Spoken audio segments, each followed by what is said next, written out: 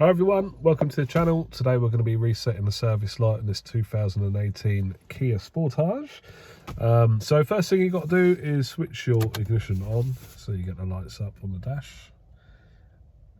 And wait for system check to go. As you can see, this is 1690 miles overdue.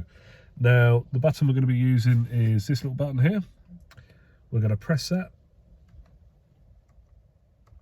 until we get to this screen here, service required minus 1690 miles.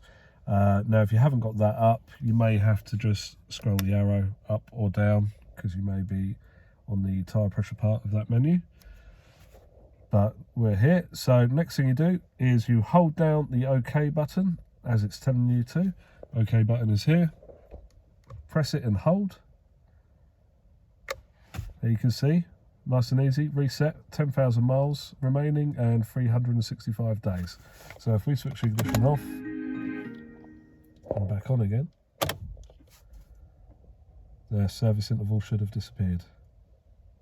Servicing 10,000 miles, that's what we want. Thanks for watching, see you in the next video.